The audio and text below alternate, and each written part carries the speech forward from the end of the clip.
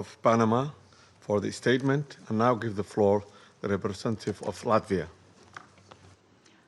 Thank you, Mr. President. At the outset, I would like to congratulate Somalia on assuming the presidency of the United Nations Security Council in January, and wish you all success.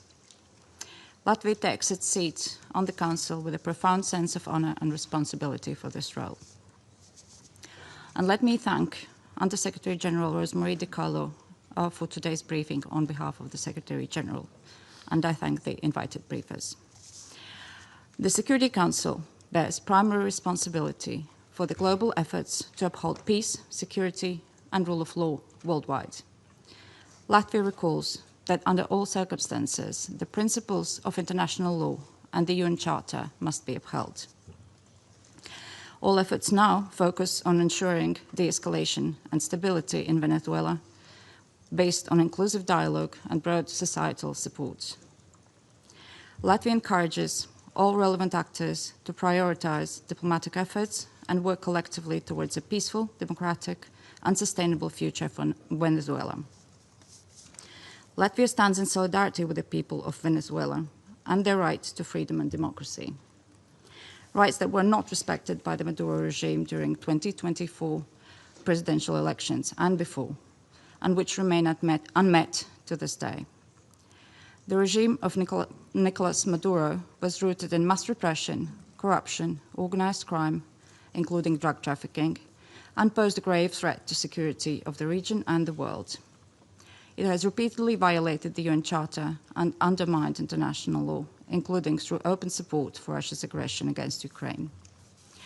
The Maduro regime does not represent the will of the Venezuelan people and has relied on widespread, systematic repressions of human rights across the country to maintain power.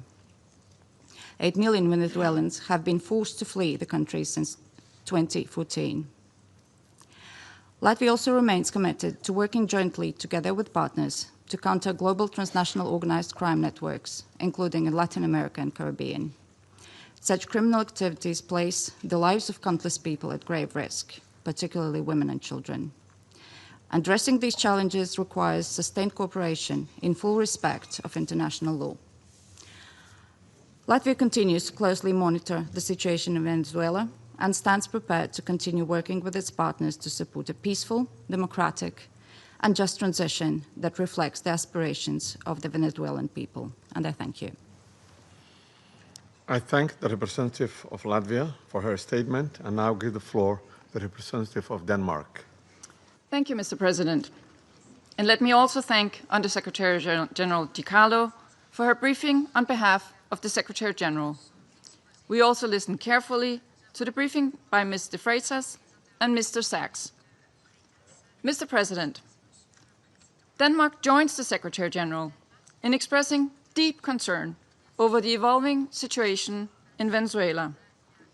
Since this Council met to discuss the situation 2 weeks ago, we have seen a drastic escalation, culminating in a large-scale military operation on January 3rd.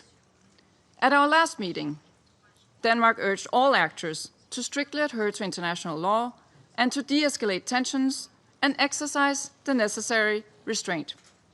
Today, we echo the Secretary General in his concern regarding the worrying implications of this military action.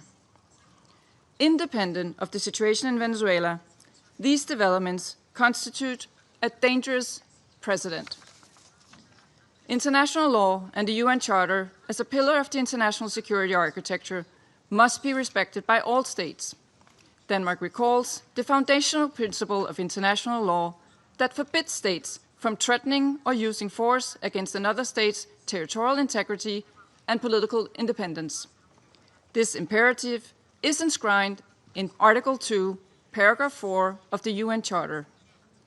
Members of the UN Security Council have a special responsibility to uphold these principles.